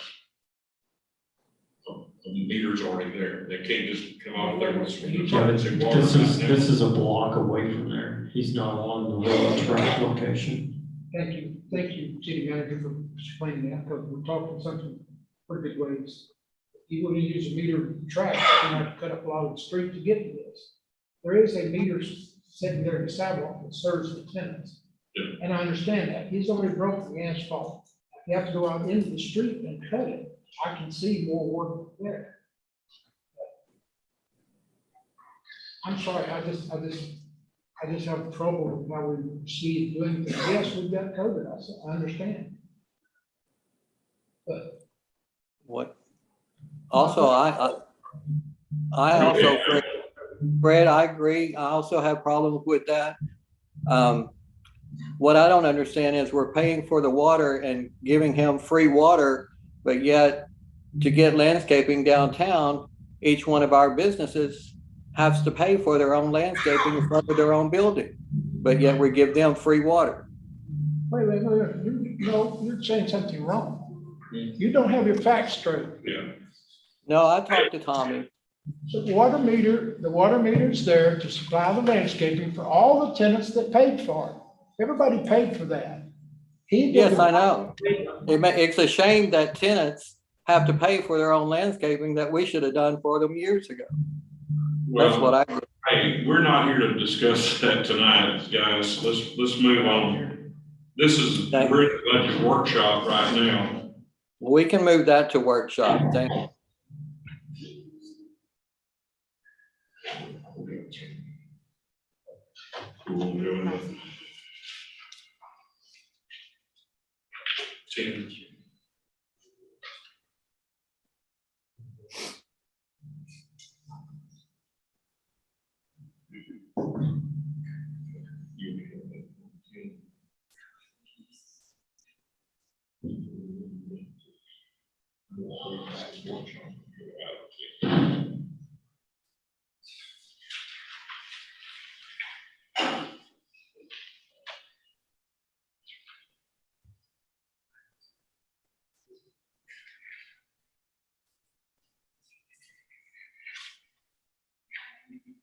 Hey guys, item 10 was to consider approval of new revenue and voter approval of tax rate for year 22. The county has not provided us with the figures as such, so we won't have to worry about that item. I did talk to Richard Brown, the tax office. I talked to him yesterday afternoon. They're working on those calculations.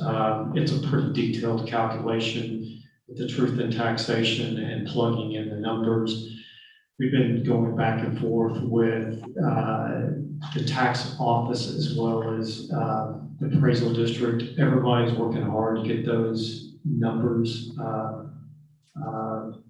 The value on the TERS will allow them to plug in to figure out how much, because so much is new construction that it doesn't count towards the truth in taxation. So I talked to David as well, legal, about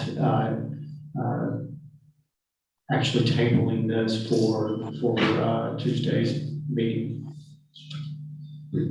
Now, I do have the tax numbers and I've got a very close calculation. So we know where we are, and that'll be in the budget workshop for the proposed budget. Do we need to make a motion to table 10? I'll make a motion. Yes, you make the motion, James? Yes, sir. Okay. Have a second? I'm Second. sorry, what are you saying now on this, on number 10? Well, we're gonna table it because we don't have the figures yet, Dolores. Oh, okay, I just didn't understand what y'all saying. Okay, She said. I second. Okay. Well, Jane, Dolores, I think Danny seconded it. Oh, okay, no problem. So Thank I have a motion from James and a second from Danny. If there's any other discussion, we're asking to table this item. Any other discussion? All those in favor? Yes. Yes, the same sign. Item 11 is consider calling for public hearing on proposed budget for year 21 to 22 for September the 14th at 6 o'clock and publish notice as required by law. This is again one of the requirements on the truth in taxation laws.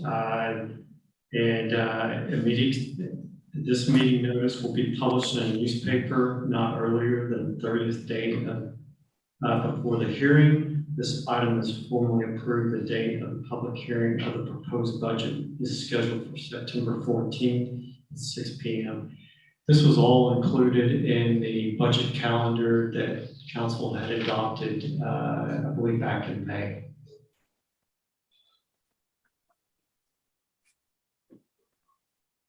Well, I'll make a motion.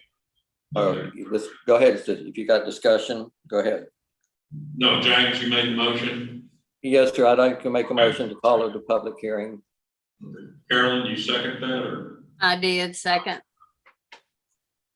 How are we gonna make sure I'm sorry, forgive me. Go How are we ahead. gonna make sure our older people get this information? Cause they don't look on Facebook and all that there. So since we don't have a newspaper anymore, how are we gonna make sure everybody get this notice? We'll have it on our website as well as in the Vindicator paper. So we will go through all the state requirements that are necessary to get this publication out there. And I'm going to tell you, I'm going to do everything I can to see if we can lower the taxes. Sounds good to me. Okay, James, you made the motion. just wanna make sure everybody get the, Yes, ma'am. We're gonna try that. James made the motion, Carolyn seconded. All those, any other discussion? All those in favor, right hand? yes. Okay, thank you, ma'am. Item 12, consider calling a public hearing on proposed tax rate for year 21 to 22 for September the 14th at 6 o'clock and publish notice as required by law. Same thing goes here, Dolores. We're gonna put it out in everything that we legally have to do. And hopefully everybody will get it. Hopefully if we lower the tax rate, that'll be a good thing. Thank you, sir. Yes, ma'am. I'll make the motion for the public hearing for the proposed tax rate for the year 2021-22 for September the 14th, 2021 at 6 p.m. to be published required by law. Thank you, James. Yes, sir. Second. Go. Okay, we have a motion from James, a second from Danny. Any other discussion on this item? All those in favor, raise your right hand. Against, Yes. same sign. Yes. Okay, thank you, ma'am. You got them all.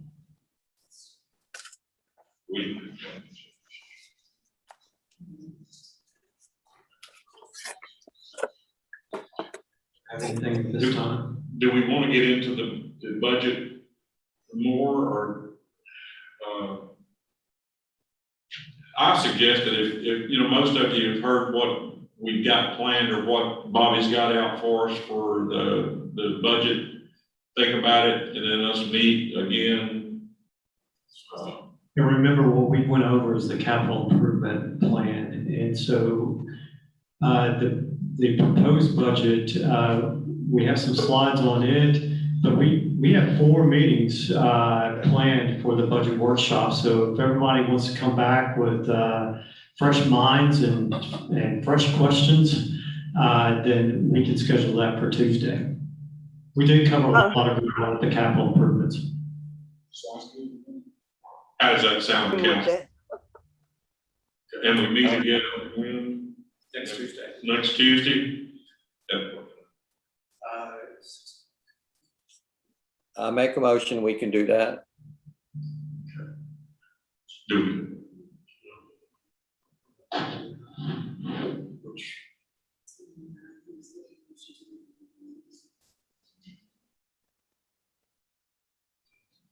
What time did you say on Tuesday?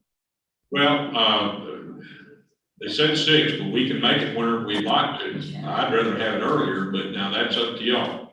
Yeah, I would too. Could we do 3 o'clock? Yes, sir. Could we do it 3 o'clock like we did this today? I'm good with it. I think that's a perfect You time. make that in your motion, James? Yes, sir. Okay, sounds good to me. Thank you. Carolyn, you second that? Okay. I did. Yes, I Okay, did. James made the motion, Carolyn seconded to meet at 3 o'clock next Tuesday. All those in favor, raise your right hand. Against? Yes.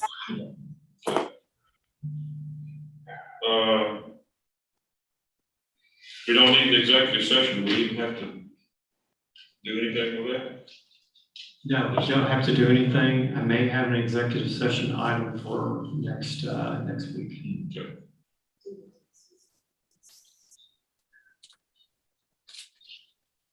Well, now, can I get a motion to adjourn?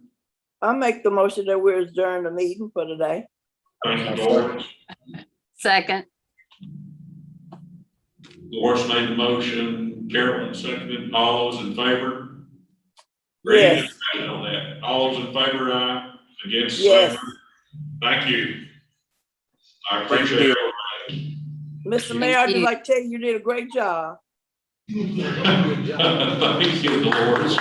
Jeez. Oh, Carol, how you doing, sir? Everyone, thank you for your hard work. yeah, yes, thank you very much. thank y'all. Council, you can check your iPads. The new budget information is included in there. All right, Thank you, thank you. ma'am.